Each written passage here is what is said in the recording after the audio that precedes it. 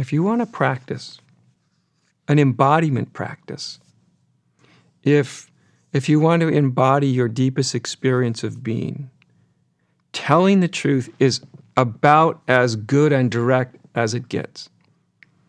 And most people think that they basically are truthful. They basically, and to in one extent, I guess people are relatively truthful, but when you really look at it for a given day, and how do I embody the truth of being? Well, I start by telling the truth. What could be more simple? What could be more direct and obvious?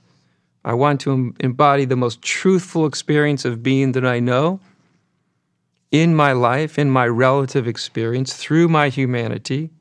How do I do that? Well, you start by telling the truth all the time.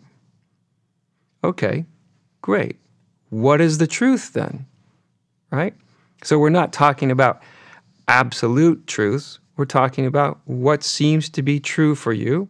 You could think of truth also in terms of being totally honest all the time, totally sincere all the time, never deceptive, never deceiving, not only in obvious ways, but all those little ways that you can twist a sentence where you're just a little bit deceptive, where you're not really being completely honest, maybe 85% honest, but not completely honest, you know? And when you really look at this, even for a single day, you endeavor to tell the truth and tell it all the time, you will probably be surprised.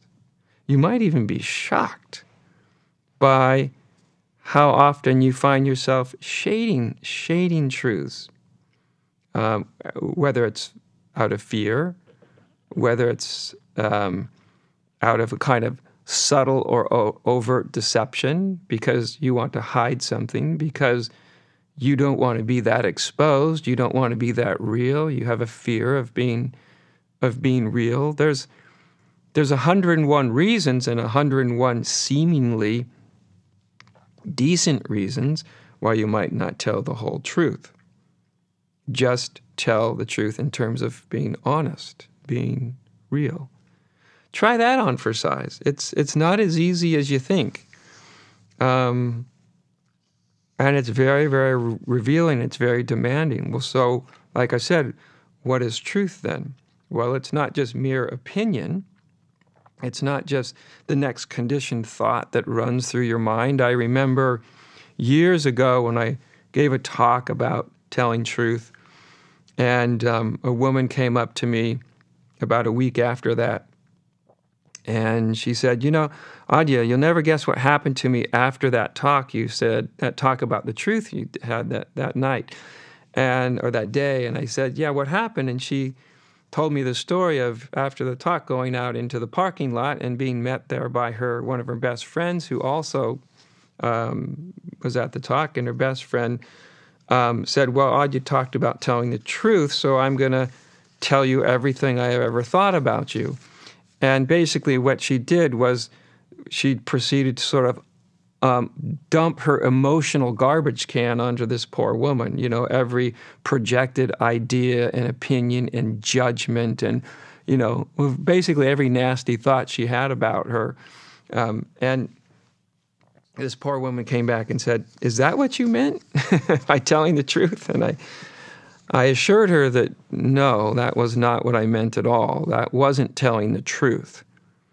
Telling the truth isn't just unloading your judgments on somebody. That's not really telling the truth. Like I said, telling the truth is more about being deeply and precisely honest. And telling the truth means being very open to having your truth change.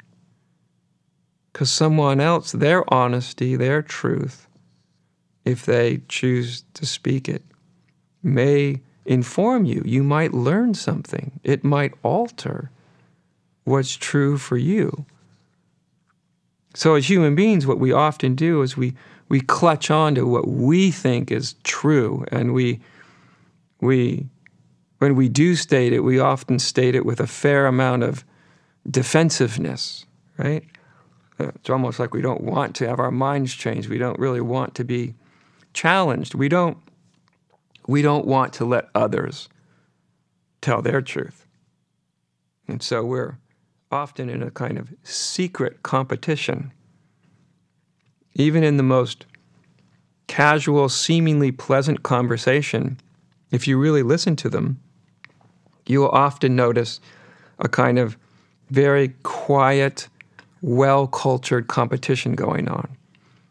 Or it's a kind of competition of ideas, or there's just a complete lack of listening. In the average conversation, usually each person is actually waiting for a gap where they can jump in and say what they want. When the other person is listening, they're not really listening that well. They're just waiting for their gap. And so this is really common in conversation, where part of truth-telling, at least in a conversational sense, is also listening, because it's interest in what's true, what might be true. True of it about any moment, true about any situation. You might have a disagreement. You might see something differently. You might state what's honestly true for you. But unless you listen for what's honestly true for somebody else, you're not really going to get anywhere. Your experience of truth may actually be wrong when you get somebody else's reflection. It may end up to be accurate. So for a lot of spiritual people, they would think, well, this doesn't sound particularly spiritual to me. This isn't meditation. This isn't realizing the self. This isn't awakening. This isn't esoteric. And I'll say, no, it's not. But it's demanding, and it's real. It's kind of where the rubber hits the road. If you were to take a day where you sort of saw your way of being through a very black and white lens, let's say, that either you're telling the truth or you're lying. So if you're shading a little bit, that means lying, right? Because human beings, especially adults, we never like to admit to ourselves when we're lying. We say, well, I'm shading, I'm not, and I'm doing it so for somebody else's,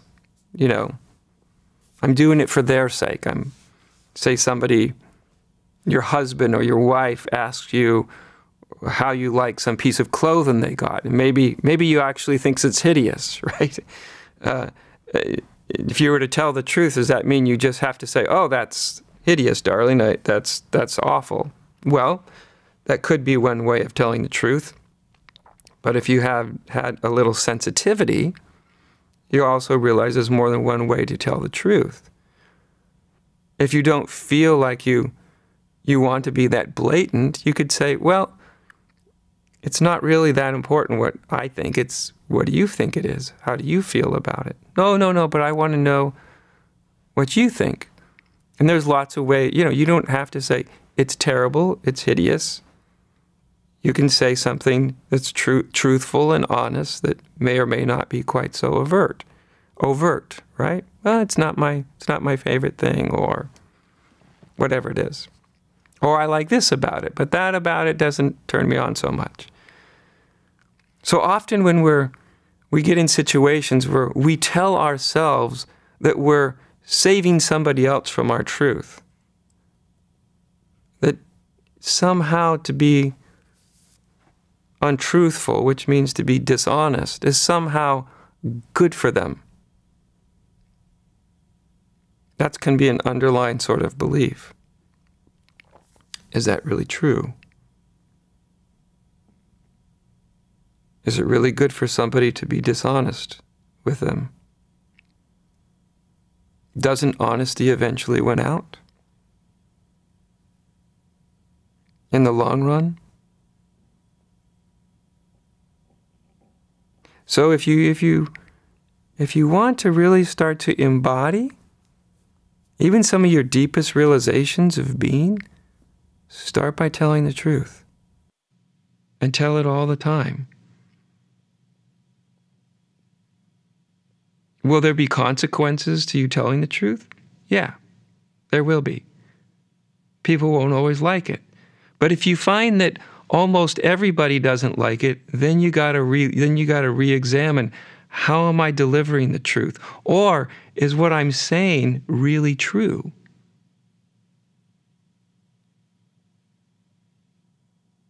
Or am I not simply speaking the truth? Am I insisting upon the truth? Nobody likes it when we insist upon the truth. So if you get lots of feedback that you get lots of negative feedback about your truth-telling, it's a good idea to really look and see, exactly how am I delivering this truth? How insistent am I in? Or am I just simply, very simply, being honest and being real? Or am I being deceitful, dishonest, shading the truth? Because it's one of the ways that we human beings manipulate each other. We don't tell the whole truth. We shade it. So you shade the truth and you have this illusion that you can control somebody. If you tell the truth, well, it's like you've expressed your bottom line. You can't go back on that. It's hard to manipulate somebody when you've been totally truthful, totally honest. Now, here's the nice thing about doing this. Number one, it can and it will transform your life completely. If you have never really looked at this deeply, if you have never really made this a practice, or if you've never really put attention upon this, it almost certainly will transform your lives in ways that you probably can't even imagine. Now, to part of you, that probably feels really good and exciting, like a nice adventure. And a part of you that may feel kind of scary and frightening, because who knows what will happen? How will it transform my life? You can't really say until you do it. But however it transforms your life, it will be based in truthfulness, honesty, sincerity. So that's one benefit, that your life improves. It doesn't mean that some truths don't create chaos. Sometimes they do. If you're totally honest about something, it doesn't always mean it's going to work out the way you want. How it works out will not be in your control anymore. It'll be controlled by the truth, by honesty. Like I said, it's one of the reasons we're not really truthful with one another, because we want to maintain a sense of control. Or we're afraid to, or maybe you feel like you were taught very early that your what was true for you had no importance, that you really weren't worthy of telling the truth, or valuable enough to tell the truth, or whatever it is. When you endeavor to do this, you will inevitably run up against your hesitations, your fears, whatever they may be. But that's okay, because you run up against those things anyway eventually. But another nice thing is when you're just really truthful and really honest. I mean, how could you embody the enlightened condition without being truthful and honest? Just think about it. How could you ever possibly embody a spiritually awake or enlightened condition and be anything less than truthful? How could that ever happen? It couldn't happen. It won't happen. As you start to do this, one of the nice fringe benefits, you could say, is your experience of being tends to become richer and deeper and more profound and more connected with your human relative life.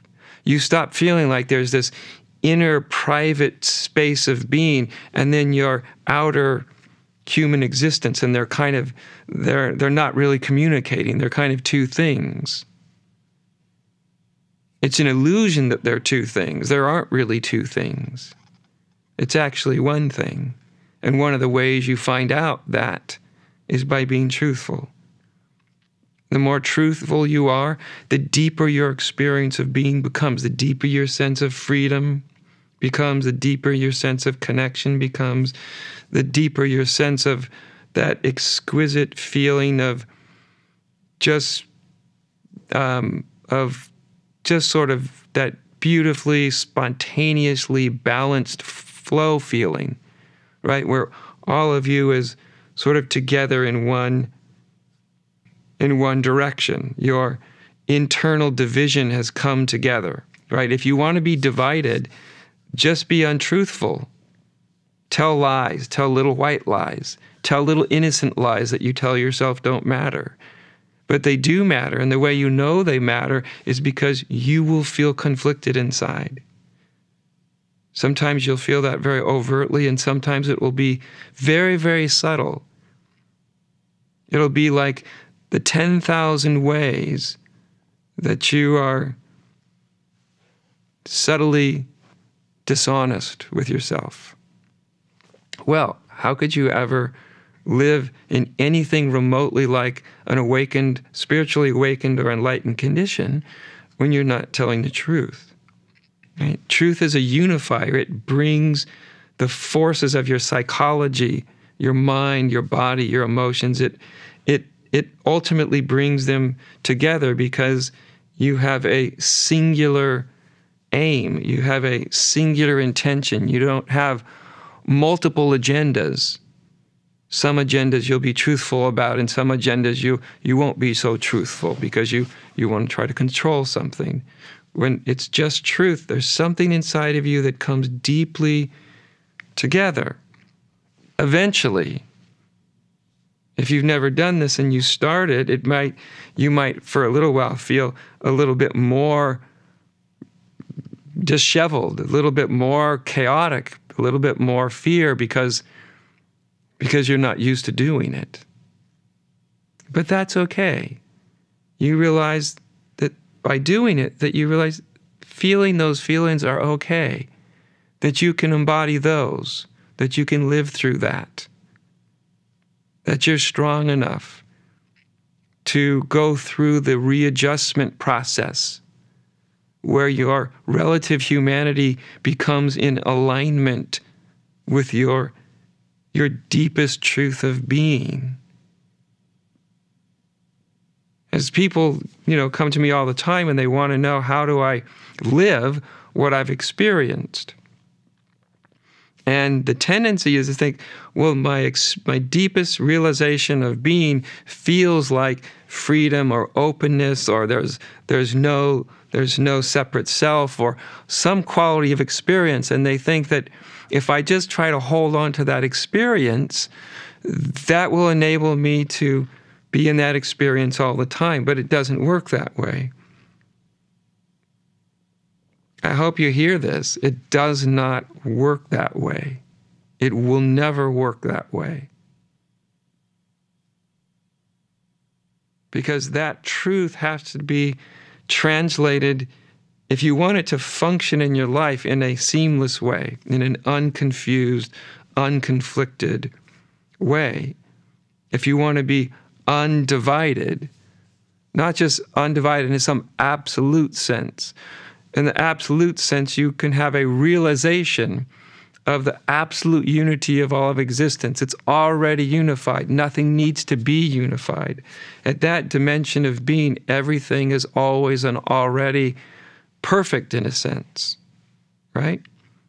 And so when we realize that, there's a great tendency to clutch onto that, to cling onto it. But to cling on to it is not actually enlightenment. To cling on to it will not necessarily help you to live it.